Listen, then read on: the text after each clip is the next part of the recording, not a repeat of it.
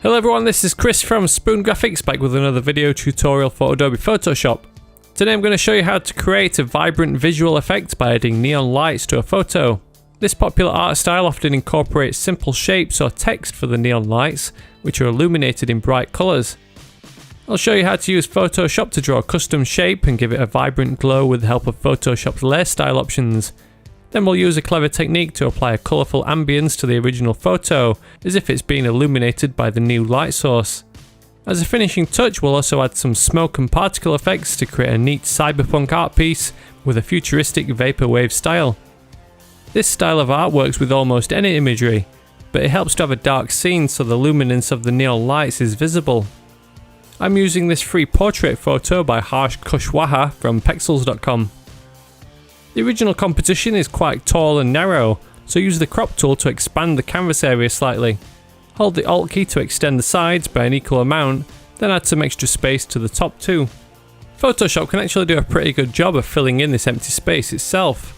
Use the Marquee tool to draw a selection around the empty space on one side, then hold Shift and add the other areas to the selection too.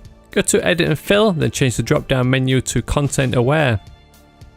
Photoshop should automatically generate a completely new background, but it might make a couple of small mistakes. These can be easily fixed with the Patch tool. Draw around the problem area, then drag to sample the area you want to use instead. Activate the Brush tool and edit the settings to maximum hardness. Adjust the size to approximately the diameter you want your neon tube to be. Set the colour to white and scribble a couple of tests to check the line thickness, followed by Command and Z or Control and Z on Windows to undo. Select the pen tool and click 3 individual points to draw a triangle. Alternatively, you could experiment with other shapes such as circles, custom line work, or even text with a mono weight font. Create a new layer, then right click and choose Stroke Path. Make sure the option is set to the Brush tool. The path will be outlined according to the brush settings and size we've already configured. Use the Command and T shortcut for Transform to adjust the position if necessary. Double click this layer to open the layer style options. We'll add a cocktail of effects to create a colourful neon glow. First, add a colour overlay. Choose a hue for your neon light. Bright pinks, blues, greens and yellows all work well. Add the inner glow effect next. Configure the colour to white, then set the source to centre. Reset the choke to 0, then zoom in and carefully adjust the size value to generate a bright hotspot in the centre of the tube. Change the contour profile to the half round setting to make the colour change more abrupt. Next, add an outer glow. Set the colour to a similar hue to your neon tube, which is pink in my example. Set the blend mode to linear dodge, which will help to generate a bright luminous glow effect. Bring back the opacity to 100% for now. Adjust the size value to add a soft haze to the tube, eliminating the hard outline. 60 pixels works for the scale of my document. Reduce the opacity value to soften the glow slightly, to around 50%. It isn't possible to layer up multiple outer glow effects, but we can instead reconfigure the drop shadow to produce the same kind of effect. Instead of black, set the shadow colour to your neon colour, with the blend mode of linear dodge. Reduce the distance value to 0, then adjust the size value to a larger ambient glow. If you're working on a large image, chances are you'll have to just max out the slider to 250 pixels.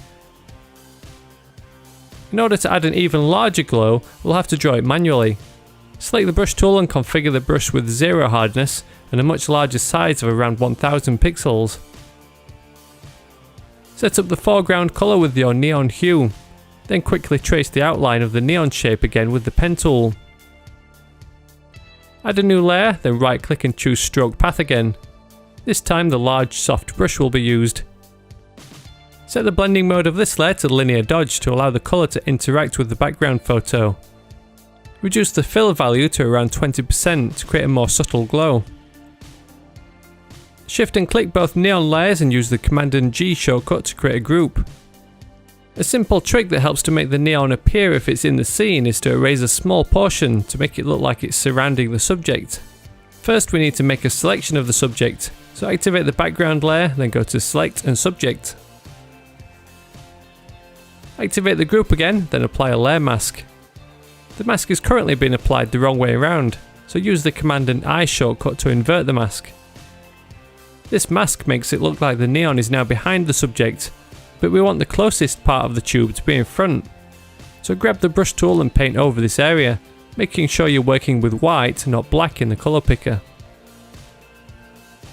A bright neon light would give off quite a colourful glow that would be reflected by the subject. Add a hue and saturation adjustment layer, then click the Colorize option. Max out the saturation slider, then adjust the hue to find a suitable colour to match your neon. Double click the layer, then in the Blend If settings, hold the Alt key and drag half of the triangle icon towards the centre of the spectrum. This will erase the hue and saturation effect from the shadows, so only the highlights are reflecting the pink light. Add a new layer for a couple of finishing touches. Dab 2 small spots of colour where the neon appears to go behind the subject. Set the blending mode to linear dodge and reduce the fill value to turn these colour spots into subtle luminous glows.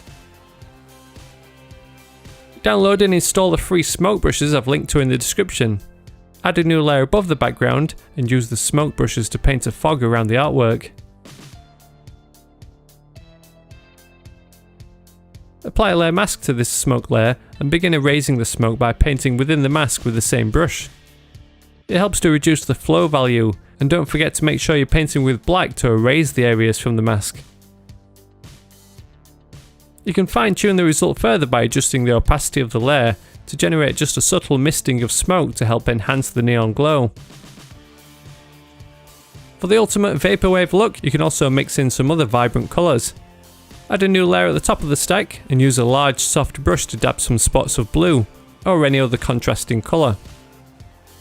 Set the blending mode to soft light and alter the opacity settings to add an interesting colour cast.